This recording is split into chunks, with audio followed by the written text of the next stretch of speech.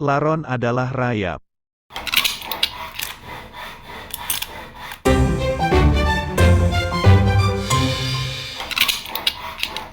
Assalamualaikum warahmatullahi wabarakatuh.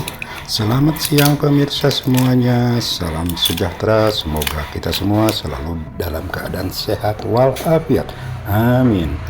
Pemirsa, pada video kali ini saya akan mengajak Anda untuk belajar apa itu rayap. Pernahkah pemirsa melihat di rumah kita ada kusen pintu, furniture dan sebagainya itu digerogoti oleh rayap seperti ini? Ya, tentu saja pernah pemirsa ya. Tergantung dengan usianya, apakah rumah ini sudah puluhan tahun atau rumah yang baru. Tergantung juga dengan material kayu apa yang kita pakai. Pemirsa, rumah ini adalah kusennya terbuat dari kusen jati. Namun demikian, walaupun jati, tetap aja rayap yang... Betulkah pemirsa, rayap itu sama dengan laron? Oke, kalau memang kurang yakin, simak terus video ini. Penjelasan laron adalah rayap.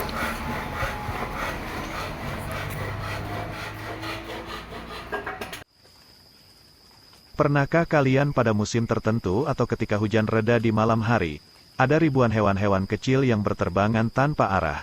Mereka ada di mana-mana, baik di jalan, di sekitar sawah maupun di rumah kita.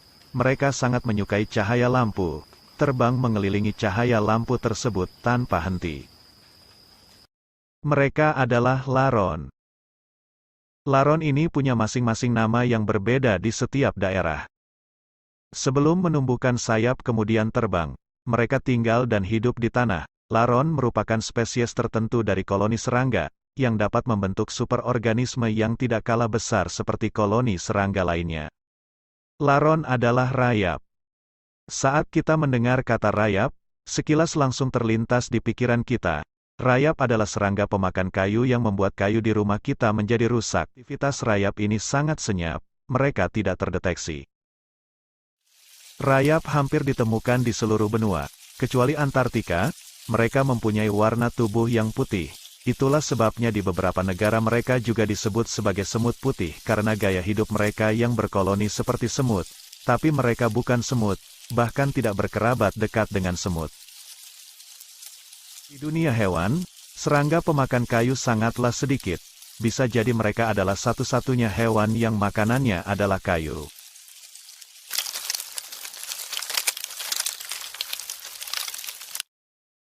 Meskipun mereka terkenal dengan sebutan serangga pemakan kayu di rumahmu, tapi perlu diketahui bahwa habitat alami mereka adalah di hutan hujan tropis.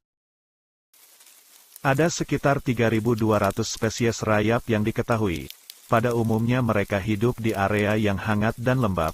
Kemudian para ilmuwan telah mengklasifikasikan rayap menjadi dua kelompok, yaitu rayap tingkat tinggi dan rayap tingkat rendah.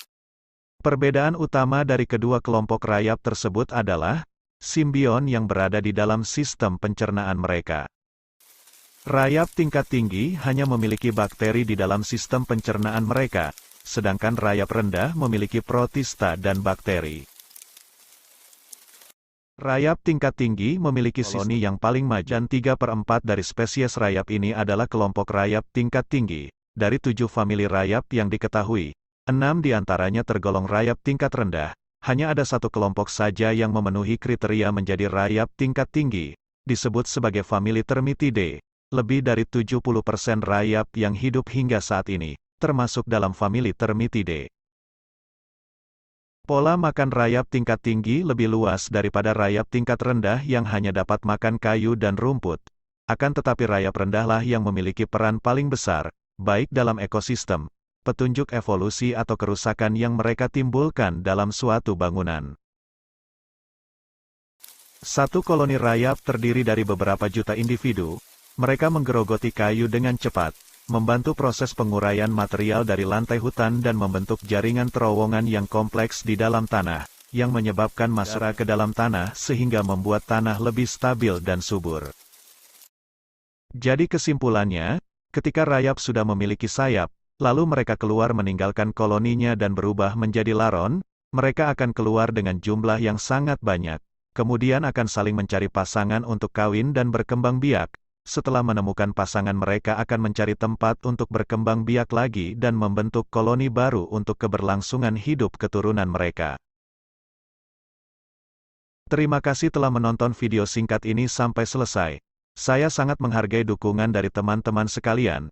Jika ada kekurangan atau kekeliruan, mohon dituliskan dalam kolom komentar untuk sama-sama menjadi pelajaran. Sampai jumpa di video selanjutnya.